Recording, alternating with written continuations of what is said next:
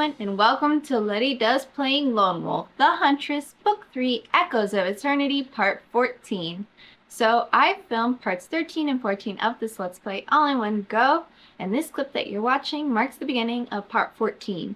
If you haven't seen Part 13 yet, you can find the link for that in this video's PeerTube description. Let's get started! Do you have the Voltac hand cannon? If so, turn to 80. If not, turn to 113. I do. I have it.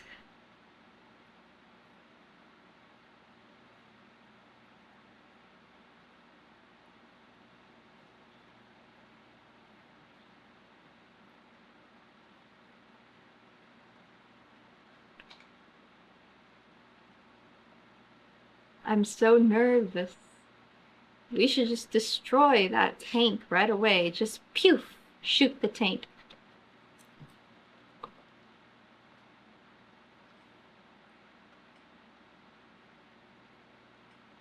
With a flourish, the Faceless whips back his cloak, revealing your stolen hand cannon in a holster.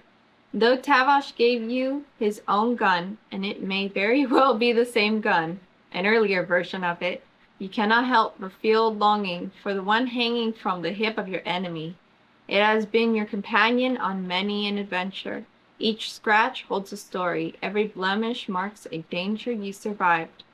If you have shot left for Tavosh's hand cannon, you can choose to engage the Faceless in a deadly duel! Turn to 122. Otherwise, you try to dodge as the Faceless draws and fires. Perform a single round of combat at a combat ratio of -11, or only you take damage, and only on results of 4 or lower. You can only adjust this combat ratio if you have drank a potion of Elither, adding its normal bonus to the combat ratio. You may repick the number once if you have Cat Step, keeping either result. You can use a shield to avoid all damage, but the shield is destroyed afterwards. If you survive, turn to 113. A duel, of course! What's more American? Ugh. Ugh. It's just a matter of am I going to be the Alexander Hamilton or the Aaron Burr in this situation? But I guess we'll find out. Alrighty, let's go. Duel is all I'm going to write because, yeah, I will duel them. Surely the Huntress has an advantage here. I've been gunslinging for 3 books, plus however many years I've been in the desert, so I just feel like I should be able to. Throwing back your cloak in a mirror of the Faceless' dramatic suite, you take the stance of the gunslinger, your hand hovering over the smooth grip of Tavosh's gun. At that moment, another quake rips through the island, worse than any you have yet felt, while dust rains from the ceiling. A red heat boils up the shaft, setting the walls aglow. The underneath is burning. Drifting out of the pit comes the acrid sulfur smell of lava, tinged with just a hint of the milky sweetness of the wet nurse. Her remaining eggs have been split open by the heat, and the power of the confluence is gathering beneath you, manifesting as a misty void that swirls and tumbles like a hurricane. The final end of Voltac is here.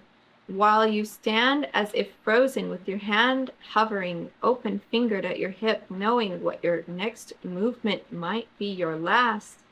At an unspoken signal, both of you draw. Click back the hammers on your nearly identical gunna and fire. Pick a number from the random number table. If you are under the effects of an Elither potion, add 2. If you have the brand of wisdom, add 1. If you have the kunai parasite, subtract 1. If you choose a 0 to 4, turn to 55. If you choose a 5 to 9, turn to 162. Well, I don't have the potion, so I cannot add 2. Do have the brand of wisdom, which would add 1, but I also have the kunai parasite, which subtracts 1. And that means I am entirely on my own in regards to these rolls. Let's... Do I take the kunai parasite punishment for this? This isn't combat, it's a duel. So I don't know. It's not for every duel. I don't think so, right? Right? Okay. Rolling. It's a 7. It's a 7! It's a 7! Okay.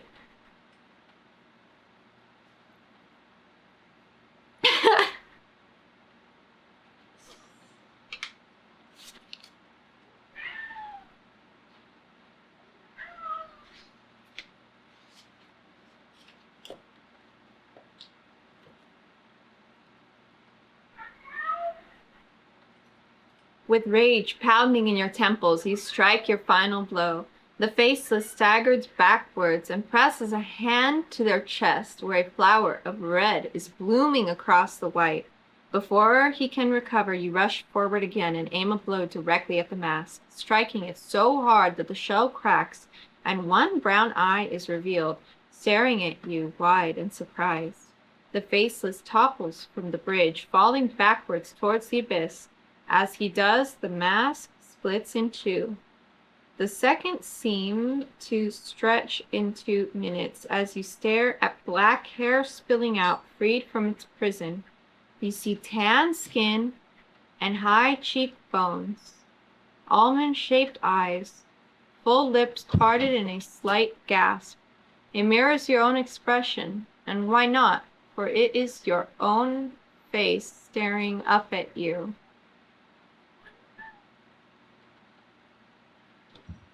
A face that will eventually become chiseled by 8 years of mercenary work, but now is young, barely past 19. You see yourself only for a moment before she disappears, sucked into the swirling void, lost to the confluence. She will stay there until MS 4992, when she will stumble out of the Basagonian desert, bearing no name, no memory, and a horrible injury to her chest. You reach a hand to your own chest, where under your clothes is a large scar. Until this moment, you never knew how you got it. Pathetic. The woman with the white gloves and the summer dress stands at the front of the bridge. Lost little girl, washed up on Voltac's shore from the future. Looking for her past, the woman says.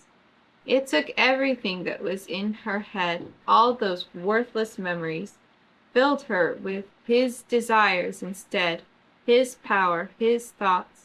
She became his avatar, and she still failed him, just like everyone does. Everyone except me. She walks to the tank, passing you as casually as if you were not there, and presses a hand against it.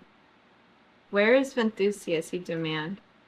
If you are under the effects of ether, they have worn off, turned to 215.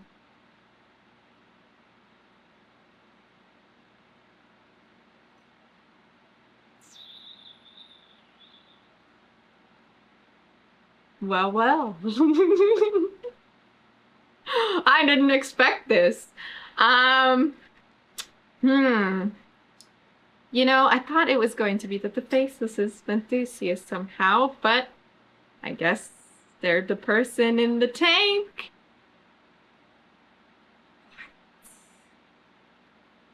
Well, Venthusius was the one that brought everyone over, and the Faceless is just random ass me, huh? Born here? Just past 19. Okay. I've been through a lot then, I guess. No wonder I did the shootout. I'm so good at it. It's me.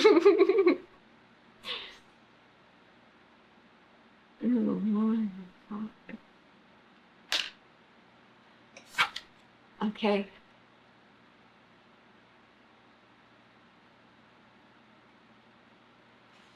Um.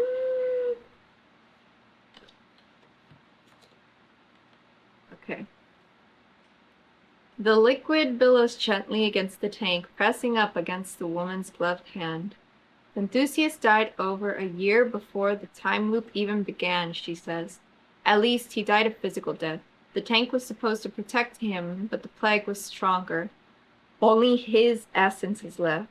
I took it and fed it to the speakers and whisperers, put it in their bodies and brains. They were unworthy of this honor, but through them he was able to walk again, feel again, lead us again, love me again. Who are you? You ask. I am what's left behind, his greatest supporter. I am his lover. I am Jin. Now you realize why her face has always seemed familiar to you. You have seen it every time you awoke on Voltac's beaches. It is the face carved into the colossus guarding the city, a face echoed in the features of many of the citizens of Voltac. Enthusiast took my people, gave us intelligence and beauty, changed us so that we were a chosen people more than other humans, and to me, he gave me the greatest gift of all, his love. Jin's golden eyes are bright and watery as she recounts her devotion. And now I am the creator of the end. Not just the end of Voltac, nor even the end of Magnamon, but the end of everything. When Naar is brought to Magnamon, the war shall end, and I shall be the one who made it possible. The final stroke in the war of the gods brought by me. I do this in his name so that his greatness shall be known to the gods themselves as it is now known to you. Movement in the room alerts you to the arrival of the speakers and whisperers. They slink out of the corners and crawl down the walls. They draw close with deliberate menace, not hurrying, for there is nowhere for you to run and no way to fight them all. If you have the white ring, turn to 23. If you have knowledge of Jin's song and the art of wordcraft, turn to 76. Otherwise, turn to 33. Okay, I've never found the white ring. I don't know what it is. I don't know where to get it. I don't know where I was supposed to get it. But art of wordcraft coming in clutch. I hope. This might be like the second book where the art of wordcraft doesn't matter because no one falls for my bullshit. But I like that at least once every book I've been able to use the art of wordcraft. So it's pretty great. Anyway, I have the knowledge of Jin's song, so I hope this is helpful. I ended up listening to that kid who was just singing. I didn't know it would be useful. Okay. Knowledge.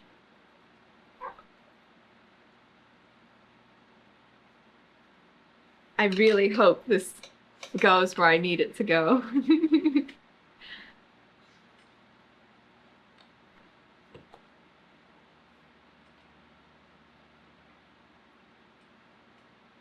You aren't Jin, you say.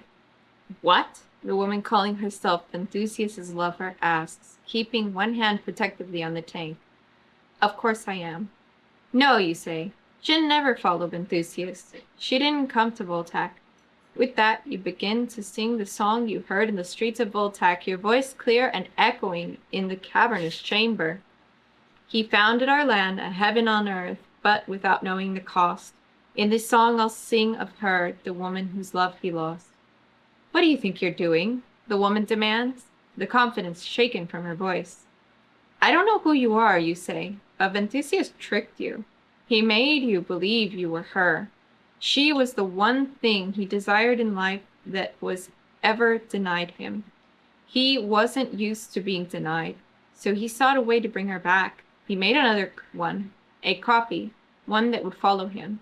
Stop it, she demands. The hand on the tank, now a fist as she pounds against the glass. Stop it, stop it, stop it. You ignore her and keep singing.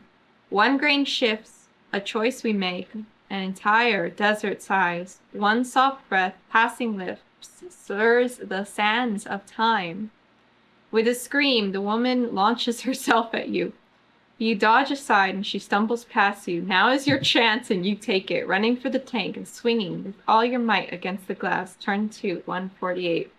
Oh, I thought she was going to fall down the tunnel straight into the lava. That would have been very unfortunate.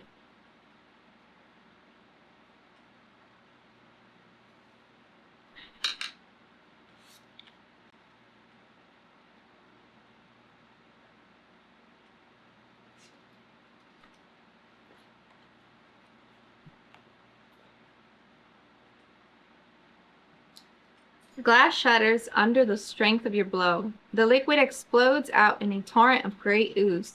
With a scream that is picked up and reflected back at you by the shaft like an echo of eternity. Whatever was hidden by the liquid is sucked out into the open air. It hovers for a moment, a gaseous cloud in the vague shape of a human face with stars for eyes. Then the magical forces of the void begin to fight over it, stretching it first one way, then another, while the visage screams and wails. Finally, it is ripped in two and disappears. As soon as it has, the speakers and whisperers collapse, released at last from their bonds. The halls shake worse than ever before. The bridge begins to collapse, and you retreat along it, stopping only to grab the woman who called herself Jin and pull her with you. She comes along limply like a discarded doll, though you can still feel her heartbeat under the summer dress. Despite everything she has masterminded, you cannot help but feel that she, too, was a victim of the enthusiasts. Just as the two of you reach the other end, there is a tremendous crash on the roof and most of the walls are ripped away. The courtyard beyond gives you hope when you see the number of bulls still standing. None of them see you coming, for all of them are staring up, open-mouthed with horror. Pieces of rock and stone, the size of horse carts, fly into the sky, where black clouds explode against each other in a cyclone. The center of that mass is harboring a wound that bleeds red down into the city, splattering your faces with and smelling of sulfur. A hand forces itself through that wound, the hand of a god. It is physical, yet physical enough to be described, like trying to give a color shape, and yet it does have the ability to destroy and burn, and you know it is unfurling fingers poised to do just that. Thunder booms through the crack, the joy of Naar anticipating the victory that is almost his, turned to 242. What? How am I gonna do this? Nothing is stopping it. Okay. Also, went back for not Jin, huh? Sure. That's not the lady I'm trying to save. But hopefully I can eventually save them both.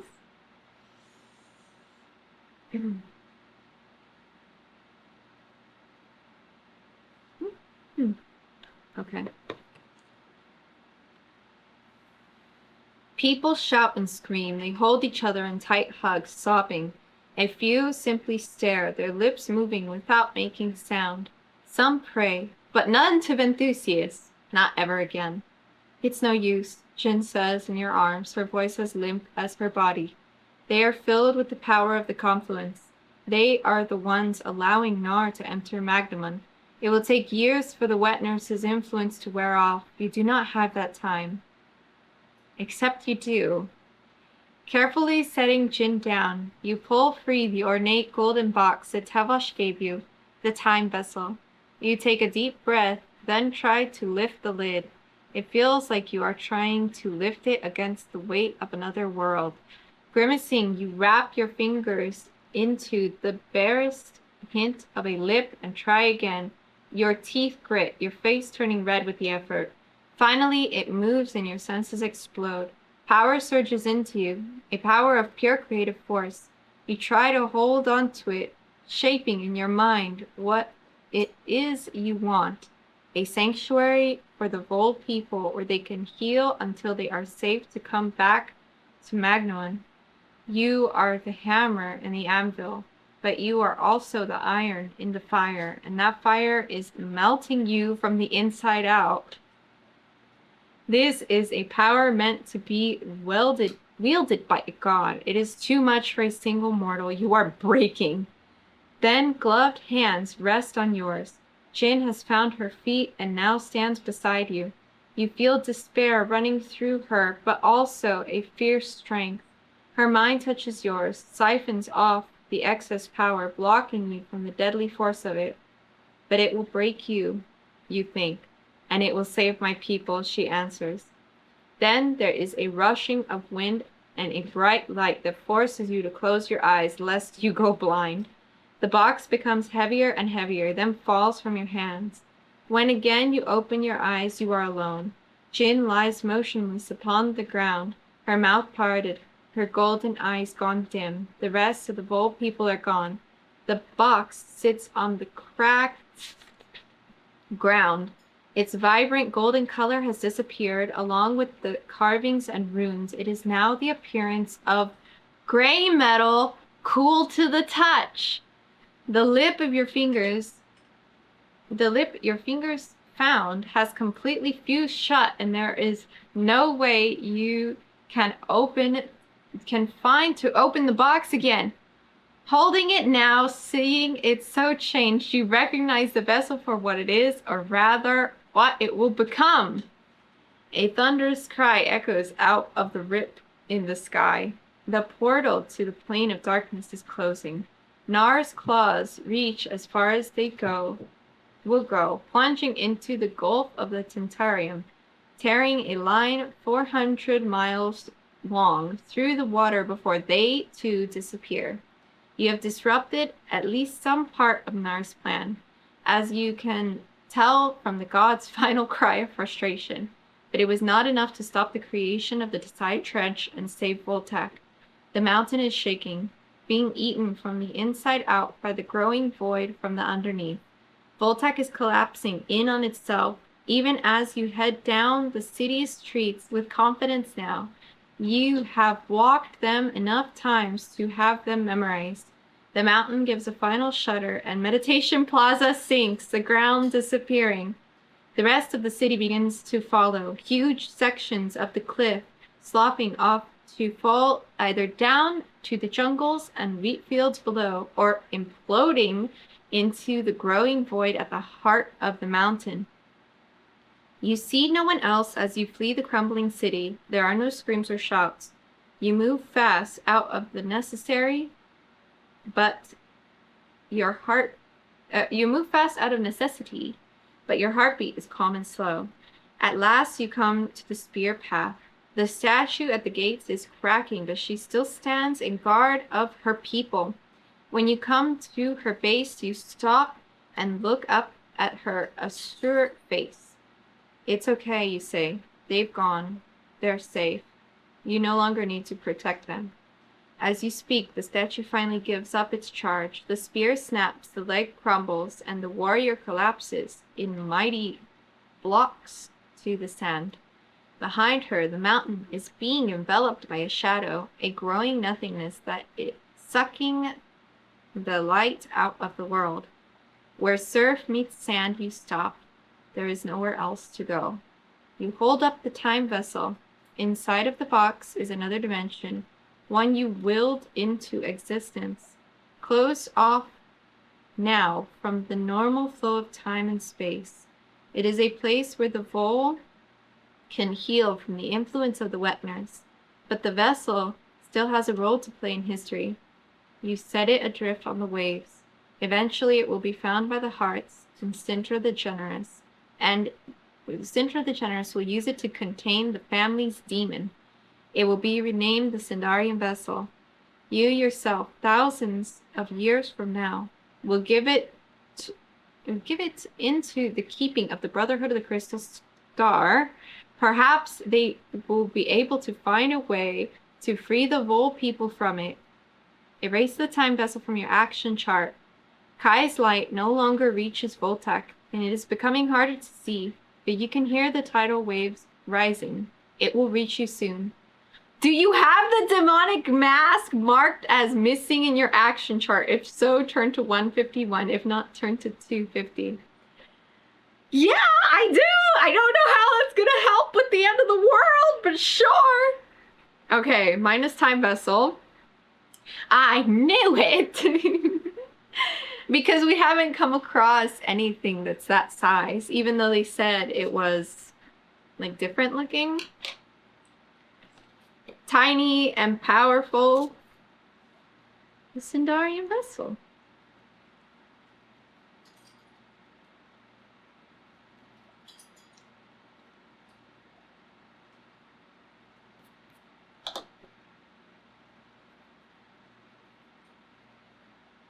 Yeah, it's fine. I know what that is.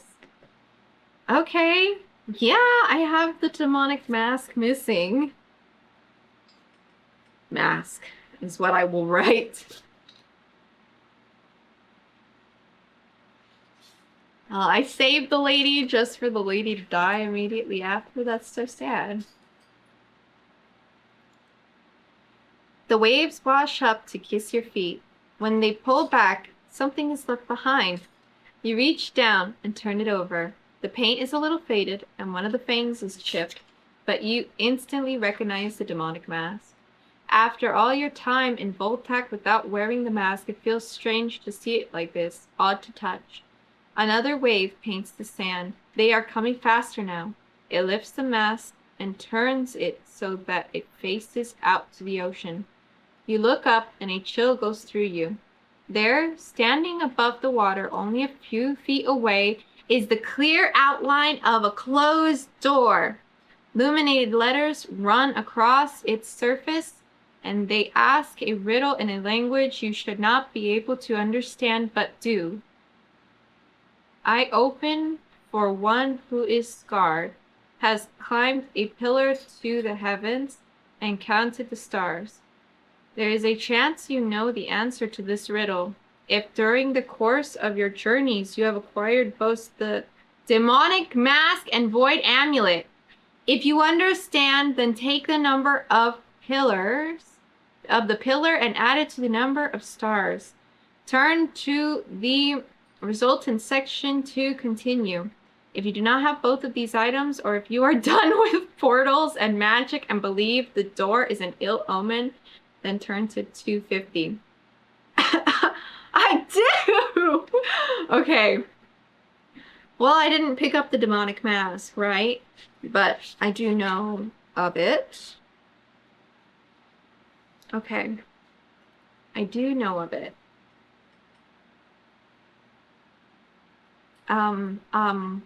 What's the answer? There's the demonic pillar said 100, there's 38 stars, 138.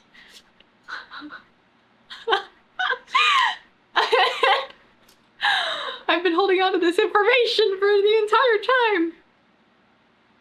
The door opens. Beyond it is only a midnight depth, devoid of anything resembling light, heat, or comfort. You grab the demonic mask from the serf, and after a moment's consideration, put it back on. Erase the missing from next to it on your action chart. Then you return your attention to the door, and after a pause in which you feel every heartbeat twice, once in your chest and once in your gut, you step through. Immediately you are struck by a cold unlike anything you have ever experienced. It is not just the absence of heat, it is the non-existence of heat, the never existence of air, the substance of life.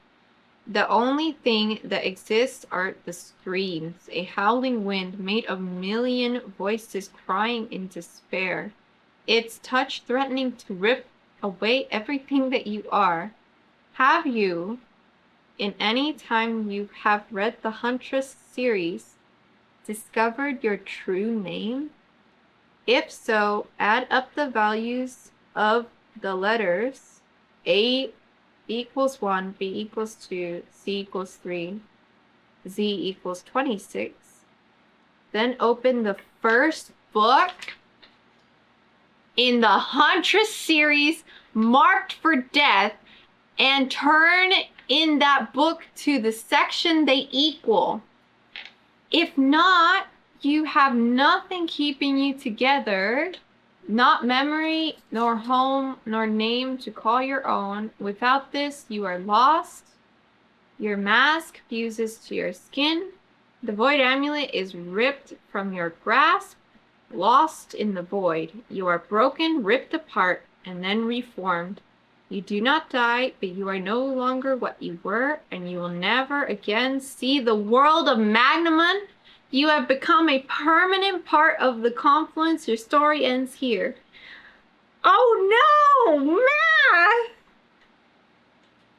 Okay, I have Tanitha, which is what was her name?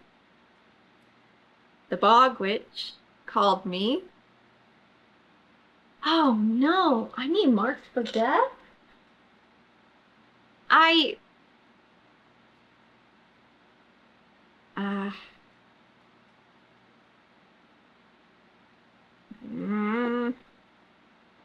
Let me think.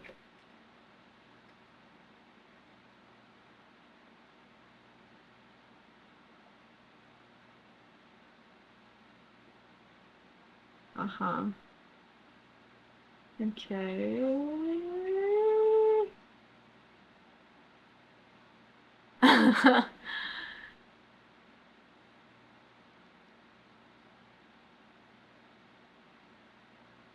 Hold on. Ah, this is hard to do in my head. Okay.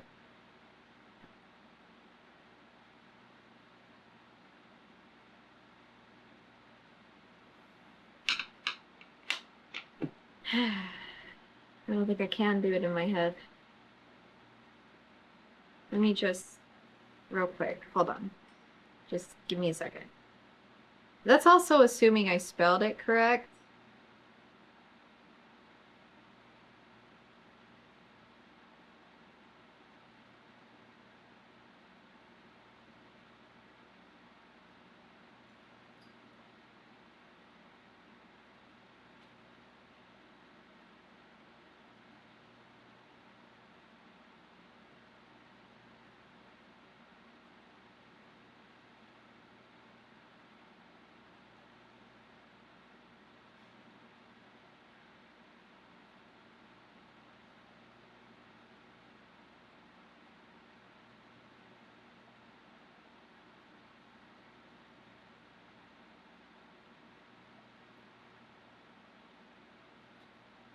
Okay.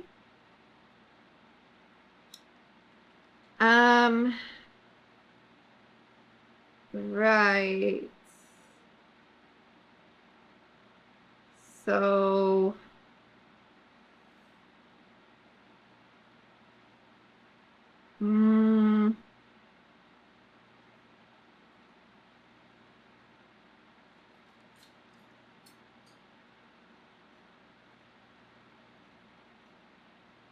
that's 32 again. 33. So,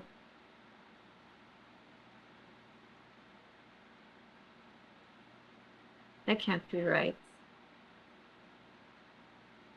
That can't be right. One moment. Oy. Oh no. What have you done? What are you talking about?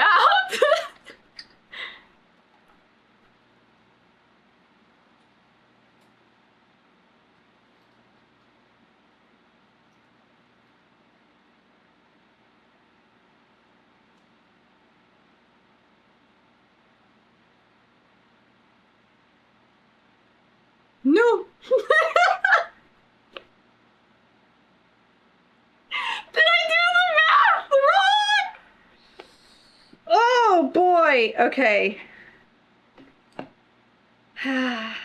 Okay. I don't know if I did the math wrong or if this is a red herring.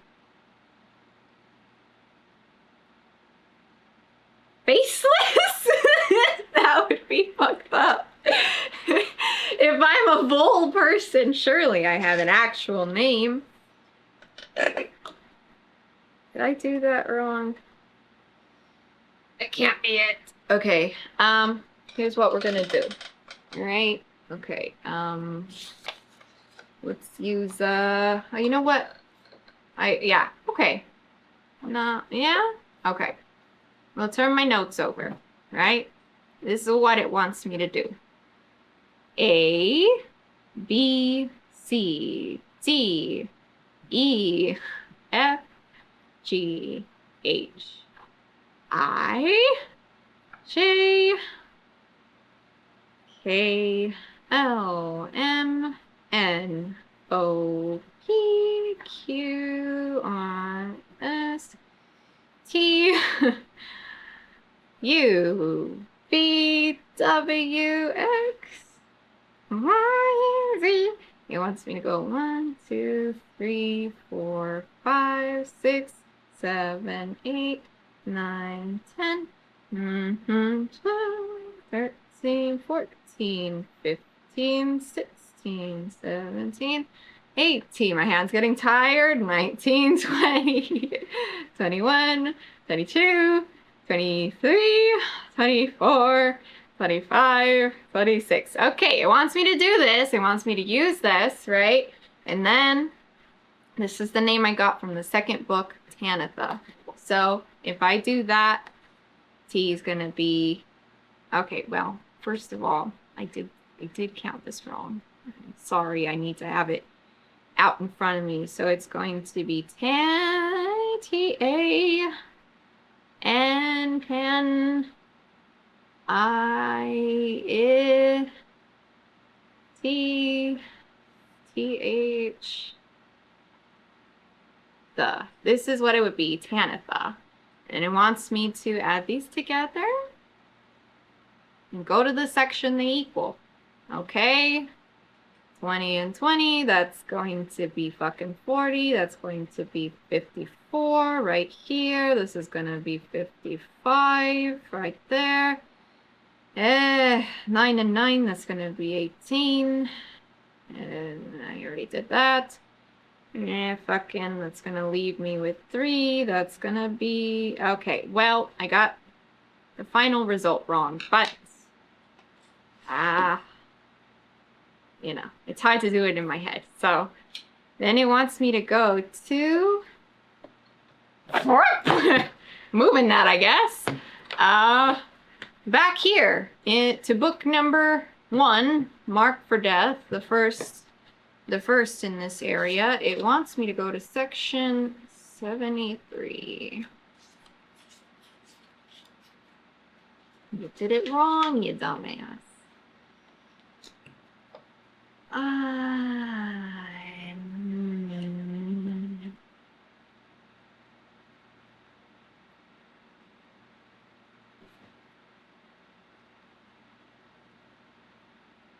No.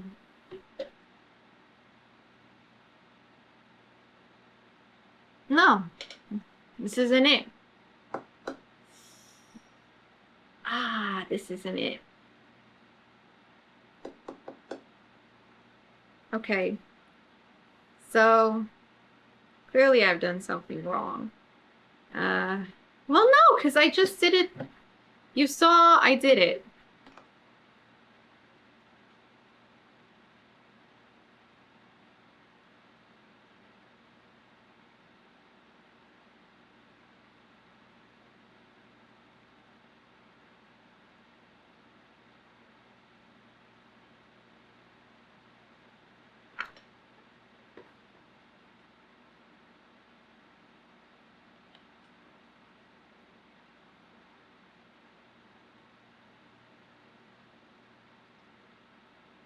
No. I saw the word Sindarian vessel, so I thought maybe That was it? But this can't be it. This doesn't make any sense. I'm pretty sure it would mention something about the confluence if that was it. But it is not. So, I guess I die. Because it says here on this one that